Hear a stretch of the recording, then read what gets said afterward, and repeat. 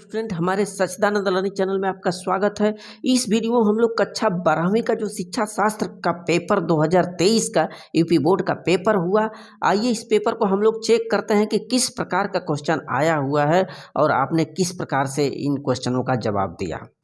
देखें, 100 मार्क का एक पेपर, शुरू में इंस्ट्रक्शन दिया है, बहुविकल्पी क्वेश्चन भी हैं, दीर्घ उत्तरी, लघु उत्तरी, ये सारे विस्तृत उत्तरी सभी क्वेश्चन करने हैं, सभी अनिवार्य हैं, ये निर्देश दिए गए थे। अब पहला क्वेश्चन देखें, बहुविकल्पी क्वेश्चन यहाँ से शुरू होता है। बौद्ध काल में मठों एवं बिहारों में शिक्षा का माध्यम कौन सी भाषा होती थी? उस वक्त पाली भाषा होता था बौद्ध बिहारों में। देखिए, चौथा विकल्प आपका राइट होगा। कैंसर रोग, ब देखें, कैंसर रोग किस प्रदूषण का परिणाम है?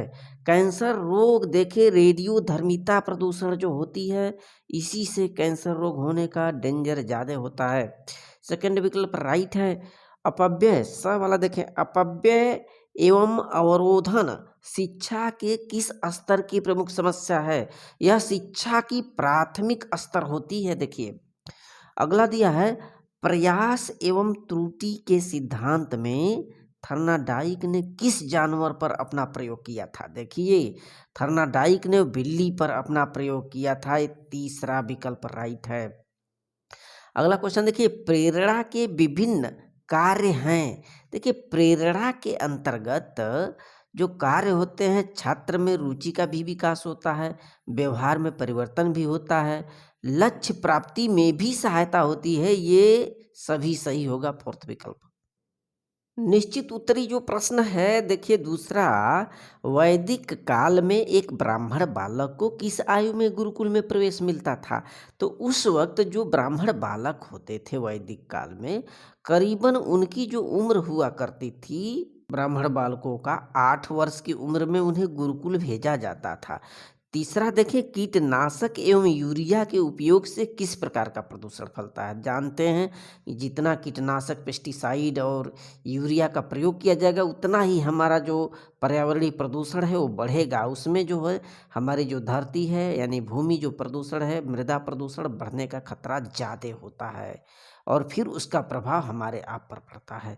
क्वेश्चन चौथा देखें, किसने प्रथम महिला विश्वविद्यालय की स्थापना पूना में 1916 में किया था? तो वह थे महर्षि कर्वे। महर्षि कर्वे जो थे, उन्होंने प्रथम महिला विश्वविद्यालय का स्टार्ट किया था पूना में। अगला क्वेश्चन है, सीखने की कोई एक परिभाषा दीजिए। देखिए, सीखना, लर्निंग, यह जो है ना, जीवन पर्यंत सतत चलने वाली एक व्यापक प्रक्रिया है। लगातार व्यक्ति जो होता है अपने ऑल लाइफ सीखता रहता है। अगला क्वेश्चन है, बुद्धि लब्धि का सूत्र। देखिए, बुद्धि लब्धि आईक्यू जिसको कहते हैं, आईक्यू बराबर क्या होता है? आईक्यू बराबर मानसिक आयु बटे शारीरिक आयु। गुणित क्या करेंगे? 100 से मल्टीप्लाई करेंगे, गुणित 100।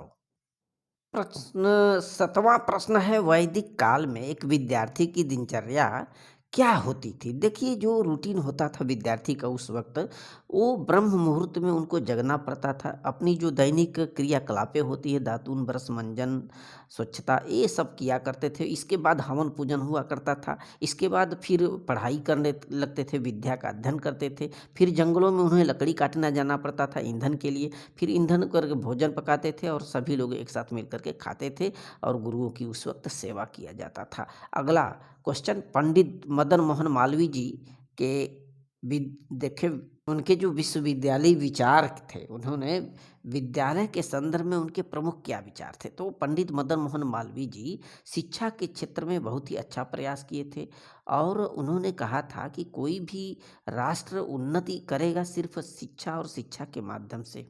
बहुत से शैक्षिक संस्थानों की उन्होंने स्थापना किया था और दान भी लेने की प्रक्रिया शुरू की थी, जिसमें दान में जो भी पैसे मिलते थे उसी शैक्षिक संस्थान में वो लगा दिया करते थे। आपदा क्या है? आगे देखें, 9th क्वेश्चन, आपदा क्या है? आपदा एक ऐसी दैवीय प्रक्रिया है जो मानव जनित भी हो सकती है, प्राकृतिक भी हो सकती है, जिसमें काफ़ी धन जन की हानि होती है, जैसे भूकंप है, सुनामी है, सूखा है, ये सभी आपदा के अंतर्गत आते हैं, डिजास्टर। नेक्स्ट है 10वां क्वेश्चन, सीखने के सूझ अथवा अंतर्दृष्टि के सिद्धांत की व्याख्या कीजिए। देखिए, अंतर्दृष्टि सिद्धांत इस बात पर बल देती है कि रटने वाली जो परंपरा है, रटने की पद्धति है, उसको छोड़िए। उसको छोड़िए और इस यह जो सिद्धांत होता है जिसमें अंतर्दृष्टि होती है, जिसमें सोच का विकास होता है और इसमें मानसिक शक्तियों का डेवलपमेंट होता है, विकास होता है। अगला क्वेश्चन है प्रश्न संख्या 11 देखिए मानसिक अस्वस्थता, मानसिक अस्वास्थ्य के अर्थ को स्पष्ट करना। देखिए मानसिक अस्वास्थ्य का मतलब कि दिमागी रूप से संतुलन न होना। ठीक, इसमें क्या होता है व्यक्ति तमाम प्रकार के कुंठाओं का शिकार हो जाता है। उसमें सही सोच, सही विचार, सही कार्यों का संतुलन एक खो बैठता है आदमी और तमाम प्रकार के मानसिक असंतुलन उत्पन्न हो जाते हैं, उन्मत्तता आ जाती है। अगला क्वेश्चन ये है कि उपलब्धि परीक्षण क्या है? संक्षेप में बताइए। देखिए उपलब्धि परीक्षण इसमें क्या होता है कि एक जो गुरु होते हैं वो अपने शिष्यों को पढ़ाते हैं। इसके बाद गुरु के द्वारा अपने शिष्यों का पढ़ाए गए ज्ञान के आधार पर उनका जो है ना मापा जाता है कितना वो ज्ञान का अर्जन किए, उनके अंदर ज्ञान की मात्रा कितनी उत्पन्न हुई, कितना वो अर्जित किए उस ज्ञान को। प्रश्न संख्या 13 देखिए बौद्धकालीन शिक्षा की विशेषताओं पर प्रकाश डालिए था।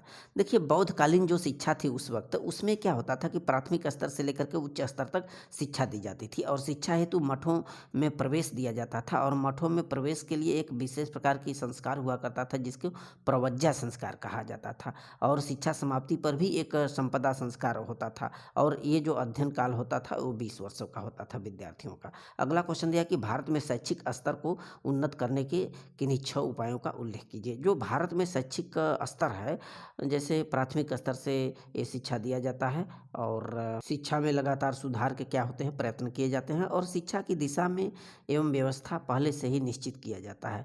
पाठ्यक्रम को सुसंगठित किया जाता है, छात्र हित में बनाया जाता है और छात्रों की संख्या पर भी फोकस किया जाता है, उसी हिसाब से शिक्षक इत्यादि या विद्यालयों की व्यवस्था किया जाता है और लगातार इसमें जो है ना विद्यार्थियों का, परीक्षार्थियों का मूल्यांकन होता है।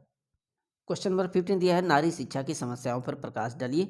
तो नारी शिक्षा की जो समस्याएं होती हैं वो जो गरीबी है, शिक्षा है, रूढ़िवादिता है, बालिकाओं के प्रति संकुचित भावना होती है, नकारात्मक भावना होती है शिक्षा को लेकर के हमारे आपके बीच और तमाम प्रकार के नीरस पाठ्यक्रम भी होते हैं और पाठ्यक्रम खास करके विद्यालय का वातावरण भी प्रभावित करता है नारी शिक्षा पर और उचित मात्रा में सही ढंग से महिला शिक्षकों का न होना भी माना जाता है और दोषपूर्ण परीक्षा प्रणाली भी इसमें डिपेंड करती है नारी शिक्षा की समस्या के लिए।